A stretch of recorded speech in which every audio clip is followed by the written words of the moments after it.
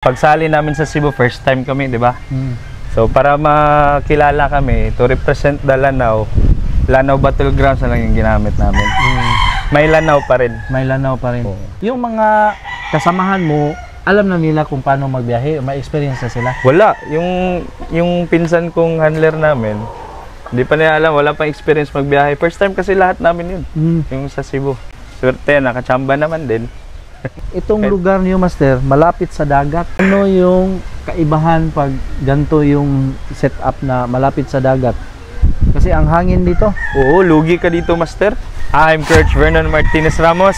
Welcome to Lanao Battlegrounds.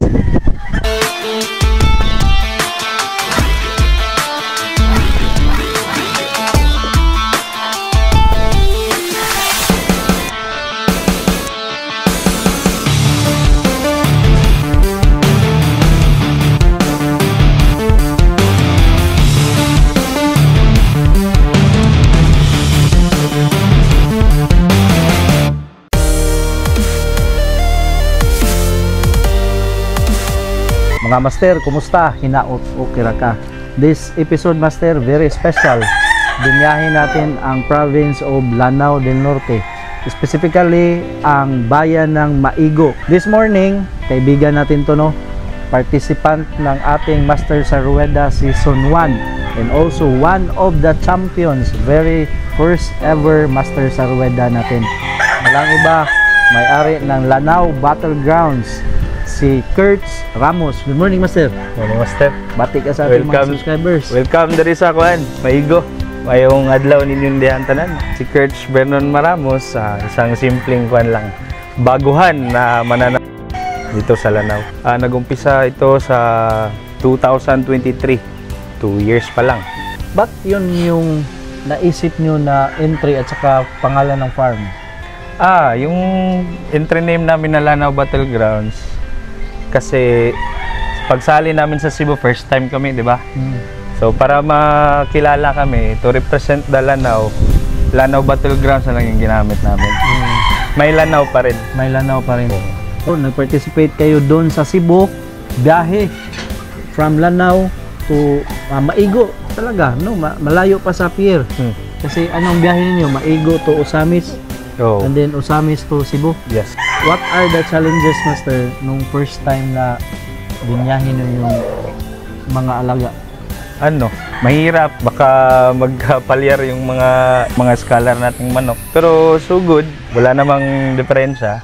Good pa rin sila. Kasi dalawa yung alam ko na medyo malayo yung biyahe. Aside from the Luzon na sina Canlas Brothers, Luzon man sila. Yung may Don Salvador at saka itong Lanao Battlegrounds from Maigo, Lanao. Hindi ba naging mahirap, Master? Kasi hindi kayo familiar sa lugar. May mga pa rin, changes. Kasi yung pagdating namin, wala kaming isa lang yung kakilala lang namin. Tsaka hindi pa ganito yung pagdating namin, walang sementado lahat ba. Sa Lapu-Lapu lang kami noon eh. Pagkakarating lahat, tinesting namin pag-spar kung may bago ba. Pero so far wala naman, may goods pa rin. Ilang days binyahin nyo yun? Isang gabi lang. Overnight? Oo, overnight sa barko. Tapos diretso na Tehero? Hindi, sa Lapu-Lapu kami. Overnight din doon sa Lapu-Lapu? Tapos pagka kinabukas sa event ng Berada Master. Doon na sa Tehero? Alam nyo na kung saan kayo pupwesto doon mismo? Or bahala na kung anong pen number, house number? Bahala na yun kasi yung ibang mga out of towners, ginagawa nila, nagre-research sila ba? Ganda. Hindi namin alam yun. Hindi kami namili ng saka yung pwesto namin. Kung anong binigay sa amin ng okay lang. Okay lang. Kasi yung iba, wag tayo dyan kasi masyadong mainit, wag tayo dyan kasi hindi. Masyadong mahangin. Boy Scout, yung manok namin, Boy Scout. Yung mga kasamahan mo, alam na nila kung paano magbiyahe, may experience na sila? Wala. Yung pinsan kong handler namin, hindi pa nila alam, wala pang experience magbiyahe. First time kasi lahat namin yun. Swerte, nakachamba naman din. Ano yung mga bloodlines pala na gamit ninyo and also na ngayon nandito pa rin sa farm? Yung ginamit namin sa event sa Cebu is the Perfection Roundhead Gray. Yung base blood na kasi namin dito sa farm is Perfection Roundhead. Galing kay JT Montevesto, sa Mount Banahaw. Kinurse namin sa gray namin. Yun yung lumabas. Perfection roundhead na gray. Yun yung namin sa Cebu. Yung gray, ano yung bloodline niya? Pang PSG na rin. PSG. Cross sa, ano sa 50-50 or 50-50 na siya. 50-50? Oo. Yung characteristics niya, more on of a gray or sa roundhead niya? More on the, sa roundhead niya nakuha lahat. Hindi ba masilan yung pagbiyahe ng mga roundheads and then pointing ng roundheads? Hindi naman. Kung sa pointing lang pag-uusapan, okay lang din naman yung roundhead. Madali lang makuha. Yun yung nasanayin namin. Yung 2023 pagdating lang. Nag-sample kami ng kahit pa paano nakukuha pa rin naman yung pointing. Oo, makakascore din naman. Kung hindi lahat champion yung pagsali, pero makakascore pa rin din naman. Yung another bloodline na gamit nyo? May kami dito, 5K kawing sweater. 5K na kawing Sweater, oo. Galing yan kay Buit Juliada. Yan yung mga 5K niya. Grabe yung cutting, yung nakuha naming kawing. Yung nanalo sa Master Sarwida, parang nandito pa rin, no? Andito pa rin. Tapos ano pa? PSG namin, galing kay Carichua, Paul Spark Gray. Curious lang ako sa PSG ba. Most of the breeders na nagbe-breed ng gray doon sa Manila, sabi nila yung PSG daw is more of a Mayweather type panglaban sa Manny Pacquiao na sweater. Kasi upbeat sila. Based on experience, Master, hindi kami ng pure PSG namin. Kinocross namin sa roundhead pa rin. Nakita namin yung kagalingan ng PSG pag i-cross sa round. Hindi naman lahat ng breeder gusto ng perfect. Lahat nasa kanya na. Ang gusto lang namin, parang ganun lang. Kinukuha lang namin yung templa ng bloodline namin. Regular na lang, no? Para meron din kami own bloodline. Yan yung PRH. Ano ba kayo dito, Master? Lazada, malakihan talaga? Hindi. Minimum lang yung gusto lang namin makilala at saka happy lang kami ng iba't ibang lugar. More of a hobby lang, no? May raos lang ang hobby. Kasi yung iba, kinikwenta nila, pumupunta tayo sa malayong lugar, tapos ganito lang yung punta natin. Pag uwi natin, dami pa nating bayarin. Bayad pa sa mga tauhan. Sugal, Master, hindi kasi makakasiguro. Oo. Kaya lang, timing lang. Kung meron, makapalo ng isang panalo, baka pwedeng ipalo sa pangalawa, tapos yung pangatlo, limit na. Insurance ba, no? Oo, may para insurance may mauwi pa rin. Oo. Itong lugar niyo, Master, malapit sa dagat. Oo. Kasi ang hangin dito. Oo, lugi ka dito, Master. Yung mga nagsusurvive na mga sisew, sila yung mga totoong pure talaga. Oo. Nakayanan nila yung extreme na weather or panahon dito, no? Dito sa amin, grabe, sobra. Yung sobrang hangin. Iba yung timoy ng hangin, di katulad ng sa bukid. Dry yung hangin. Tapos yung lupa din, sandy. Oo, pasandi pa. Pasandi siya. Kasi dagat yung Dagat nga, Tapat ng dagat kami dito. Yung disadvantage dito kasi malayo talaga sa bukid na preparation. Yung moisture ng katawan, yung ganon. Mahirap kukunin dito. Lalo na, tapat ka ng dagat. Madali rin mag-dry. Maglagas agad yung, lalo na yung off color siguro. Oo. Kaya kami dito, nagliligo talaga ng Yun pala yung solusyon dyan. Ligo. Siguro, para sa amin. Based sa experience nyo. Yung mga nag-a-advise sa inyo na nauna, open pa rin kayo, kahit may experience kayo. Hindi naman gaano kaming may experienceado, Master. Kaya para sa mga bago pa lang, makinig talaga, Master. Tsaka research lang ng mga history, tsaka panood ng mga kung paano gawin yan, paano gawin to. Open kasi kami, Master. Nag-gain kami ng knowledge sa ibang breeders. Oo. Lalo na pag idolo namin. Ano pala yung ma-impart mo, Master, based on your experience sa pagbiyahe? Lalo na pag malayo, gaya ninyo, ang layo ng Lanao.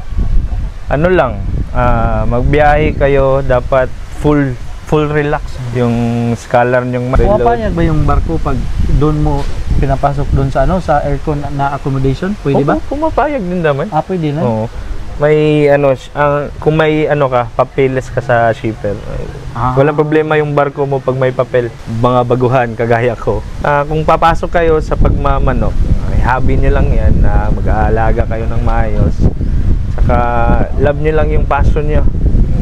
Continue lang, tsaka makinig kayo sa mga payo ng mga pumapayo sa inyo. Sa mga malayo dyan sa Cebu, yung pupunta at mag sa Master sa Rueda Season 2 ngayong December 3. Iniimbitahan ko kayo, huwag kayong matakot magbiyahe. Kaya pa rin yan. Salamat pala sa handler naming si Nestor Yang, yung team niya, ang mga handlers. At saka yung boss namin na si Ahmed Jeffrey Ramos di Sangkupan. Salamat boss. Saka shoutout pala sa Airpods kong si Bugs Ramos. Shoutout sa mga kakilala naming game farm, si Boss Aki Game Farm. Ayan. Saka Puntahan namin kayo dyan bukas. bukas. Boss Aki, kita kits. Ayun mga master, I hope na meron kayong natutunan, particularly yung pagbiyahe. Huwag kayong matakot na mag-participate kahit malalayong lugar kasi that's an added arsenal for you na meron kayong experience ba, no? Na nakabiyahe kayo and ma-research and maobserbahan nyo yung bloodlines nyo kung kaya ba nilang bumiyahe. So that's an added experience both for your mga alaga and also for your mga bataan. Hanggang dito na lang mula dito sa Maigo, Lanao del Norte, Birada Master. Okay. Sir, may buntag. Ay. Ang pangalan na to, sir? Si Bugs Ramos, Bog Samos, ikaw ang papa. Maigo, Juan Kill. Kilo. Oh. Unsa man ikaw advisor dire sa inyong farm? Oh. Lanao Battle Guns. Taas na po na itong kasinitian, sir. Dugay po kay panahon pa sa una sa Ruligon sa Cebu, sa Manila. Oh. Apil po derby sa una, handle kapil ko ni Bujungan. Oh. Hindi ni Bujungan RTB. Unsa may imong ikatambag labi na sa mga bag-o pong nakat-on na ning atong hilig nga hantod karon ikaw na pa mang nag-enjoy pa mang gyapon kaning atong hilig. Kanang pagalimas manok, bisag ka ng paggunit sa balibo, anak tanan, doon lagi kay gugma sa manok. Ang bot sa bot nga, bisag magkuha ka, dunga na pitik sa imong kasing-kasing. O, parera na magtari gyapon, dili ka magkiniat, dili ka magkuhan, hubog-hubog, tanan. Wala nang apir-apir. Kanang inigdaog sa apir-part, mo apir dayon na, wala na, mga langas mo, di na mo kuyukon sunod. Amo ba? Hilom lang tanan, simple, mura. Hantod mahuman. Oo, mura. Aron tagaan og swerte. Muna nga, biyahe mo, apil mig Bukidnon, apil mig sa unang Aurora. Ibalo mig, unsa papakalmas manok, unsay kanang tugnaw nga lugar, ibalo mig, unsay kuha na. Ay, shout out tanan sa akong amo si RTB. Nga naroon nga farm sa Libuna, Bukidnon. Si Jerry Perez sa Aurora, si Charlie. Oo, mga taga Aurora. Oo, anak na. Birada Master. Ako po pala si Nestor Ramos Yang Jr. 3 taon po. 3 taon. Ako po yung nag-aalaga ng mga manok. Ano yung sekreto mo? Kasi biyahe yung manok ninyo sa Cebu, di ba? Galing kayo dito sa Lanao. Ano yung ginawa mo doon?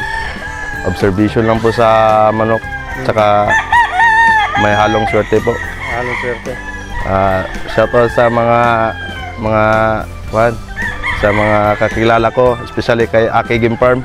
Nanata sa Usamis mga master, mutabok na ta palanaw, kuha sa ta. So muadto kag Lanao mga master, muagi sa kadiri sa Usamis nya, no, ilukatan ng ticket. Narite na himamat mga master na taga Davao City atong Abico. Master sa nato. Nakakuha na ta og ticket mga master. So, para sa Lanao. Sasakay tayo ng Roro papuntang Lanao. So this is Usamis. Yung Lanao nasa kabilang side. Andyan si Clark, dyan sa terminal. Ako lang yung bumili ng ticket. Roro ticket, tapos kuha tayo ng terminal fee. O nga master, sakay na may kuhan. Ban ako si Clark, master. Clark ka. Parang i-inspect na ako. Matong alaga. Nanata sa Roro nga master. Kung saan nga port atong lungguan dito? Bukas. Bukas usap na nga lungsod.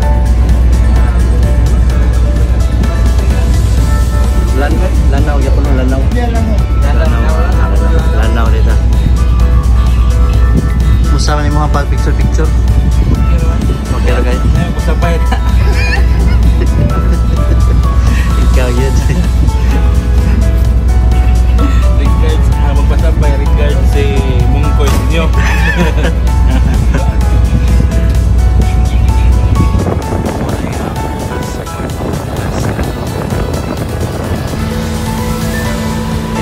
Anong Mukas Lanao del Norte, mga master? Bukaking